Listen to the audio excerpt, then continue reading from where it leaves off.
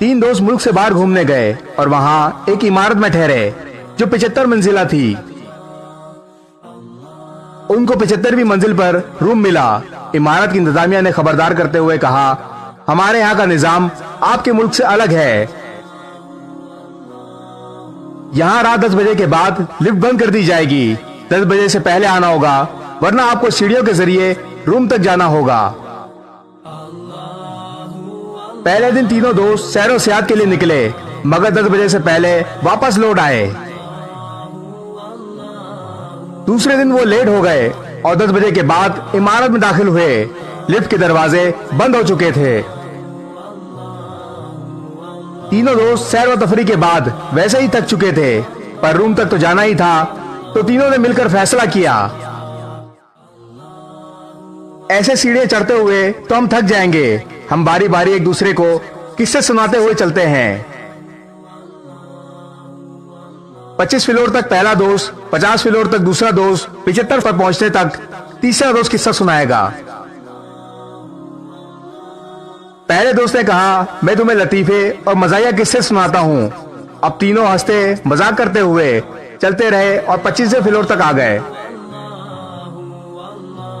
दूसरे दोस्त ने कहा, अब मैं तुम्हें किस्से सुनाता हूँ, मगर मेरे किस्से संजीदा और हकीकत पर मबनी होंगे।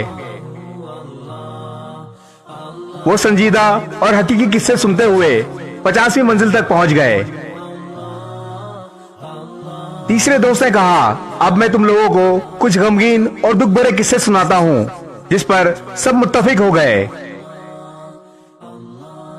गम भरे किस्से सुनते हुए बाकी मंजिलें भी तय करते रहे, यहां तक कि तीनों थक हार कर रूम के दरवाजे तक पहुंच गए। दरवाजे पर पहुंचकर तीसरे दोस्त ने कहा, मेरी जिंदगी का सबसे बड़ा गम भरा किस्सा यह है कि हम कमरे की चाबियां नीचे इस्तकबालिया पर ही छोड़ आए।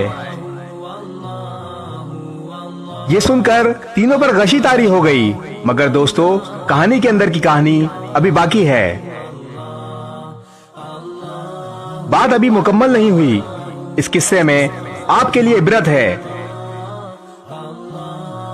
हम लोग जो कि अपनी जिंदगी के 25 साल हंसी मजाक खेल कूद में लगा जाते हैं, फिर बाकी के 50 साल तक शादी, बच्चे, रिस्क की तलाश, नौकरी जैसी संजीदा जिंदगी में फंसे रहते हैं। 75 साल की उम्र में बीमारियों, अस्पताल के चक्कर, बच्चों के गम और ऐसी हजारों मुसीबतों के साथ गुजारते हैं। यहां तक कि जब मौत के दरवाजे पर पहुंचते हैं तो याद आता है कि चाबियां तो हम साथ लाना ही भूल गए। इस जन्नत की चाबी जिसको हम अपनी मंजिल समझते हुए ये जिंदगी गुजारते रहे, अभी भी वक्त है आपके पास। इन चाबियों को साथ ले जाना मत भूलें। इस वीडियो को शेयर जरूर करें। हो सकता है आपके एक शेयर से ये बात किसी के दिल में उतर जाए।